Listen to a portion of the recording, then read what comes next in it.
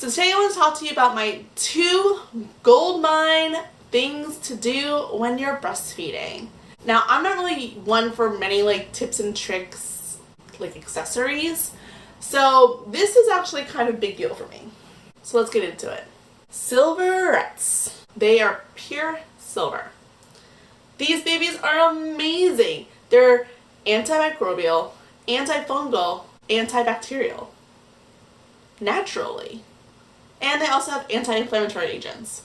These are awesome. Invest. This is an investment. They are not cheap. They are just under $60 on Amazon. I use them solidly for the first 6 months of his life. All you do is put this on your nipple. If you want to use, can't think of whether a breast pad, a nipple pad, whatever they're called. You can put that on top of it and then cover both with your bra so that it holds it in place. The idea is that these prevent cuts, cracks, redness, soreness, infections. They will be the only thing you will ever need. Do not use nipple creams with them. I think there's also like a cooling thing that you can buy for your nipples. Didn't buy that. While these were an investment, I didn't buy anything else for these puppies. I don't know how often those moms are buying those things, so I don't know what a price compare is, but this is the only thing you need. Well, I did have mastitis 3 times. I will talk about that another time. I still think these puppies saved my breastfeeding journey with my son. We are now 23 months in, and in the beginning stages, I wanted nothing or anyone, barely wanted sometimes the baby, to touch my nipples. Like, they get very uncomfortable. This helps. So if you don't wear them, your clothes, your bra, if you decide to wear them, can rub up against your nipple, and it can kind of be like this numbing, like irritating, painful friction that happens. And wearing these prevents it. It's basically staying in this nice, cool, dry place.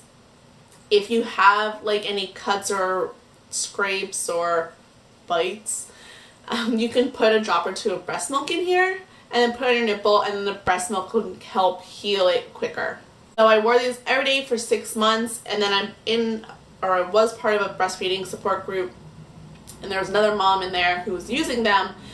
She had basically been using them for like 15 months at that point, but she started having reactions to silver. So she couldn't wear her silver wedding rings anymore, or earrings, or jewelry, whatever.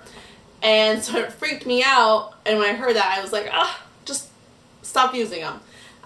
By then my nipples had basically gotten used to someone sucking on them all the time, so it wasn't painful to then like just have contact with a bra or a shirt.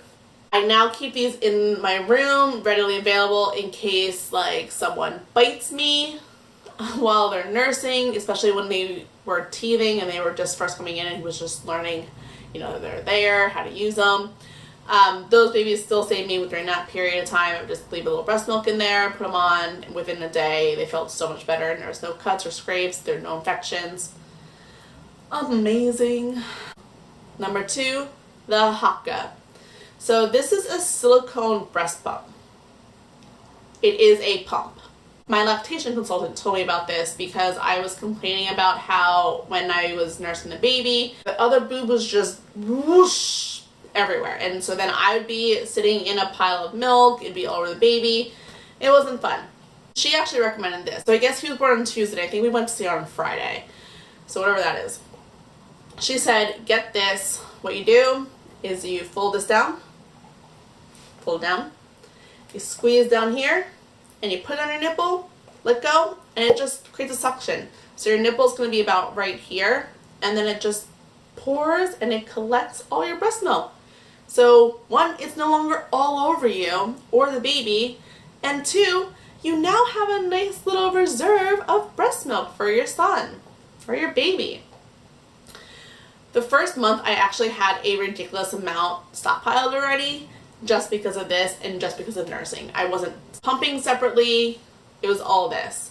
Now to what I do know. As I said, I was part of this breastfeeding support group, which was run by my birth center lactation consultants. That lactation consultant actually did mention that this tends to create an overproduction for moms. For me, I see overproduction multiple ways. So the good ways, you know that your son or your child is always getting enough milk, that they're never hungry because they didn't get enough milk. You have a stockpile in case you want to go out and you want someone else to watch your child. Or if something happens and maybe you dried up early, like you have a stockpile. That's amazing. Also, I had so much milk that I was able to donate it to moms that were struggling or needed help. Downside is that overproduction can cause clogged ducts and mastitis, especially if you don't empty out your breasts. You have to use this every single time then, and make sure you're emptying those breasts so that you're not having any milk just stagnant, sitting there, not moving, and that's why I kept this suction on for a year. I could not nurse in public without this. And can you imagine like trying to like be discreet nursing your son while trying to get this on and it's like sticking on here and you're like, ah. Well, it has its pros, it has its cons. I liked having the milk stash, to be honest. So I do love this. The other option, if you don't want in overproduction milk, is a milk saver. This has a little hole in it, and you put your nipple inside the hole and it goes inside your bra. It also collects milk. It's nice and it's discreet. You can go on public and no one can see you. This will not create an oversupply because there's no suction. It's literally just your nipples going in here and then it's just falling. There's nothing adding like this tension of like, come on, let's go. We need more milk. A Milky's milk saver is also an option instead of the Hakka if you're just spilling. Here's why I'll go with the Hakka next time around if it comes again. Yes, the baby did kick this off. Yes, milk still spilled over me. But you know what is nice about this? So a lid came with this. Honestly, we never really used the lid, maybe in the beginning. But see how this is nice, like flat bottom, and it suctions. Take it off, and you put it on the table, it's gonna stand up. It's gonna stand up. It's stable. It's sturdy. It's not gonna spill. You don't have to worry about it. It also has these nice little, it tells you how much milk you collected. It can hold up to 4 ounces. And yes, I would get up to 4 ounces sometimes. Again, I said I had an oversupply. So the fact that this holds 4 ounces was kind of nice. Now, take this off. You need to stand it up or put it into a bottle or a bag immediately. I don't know about you, but like the first thing I do when I like nurse a baby, because maybe I'm like holding him or like he's sleeping or I don't know, I just don't want to move.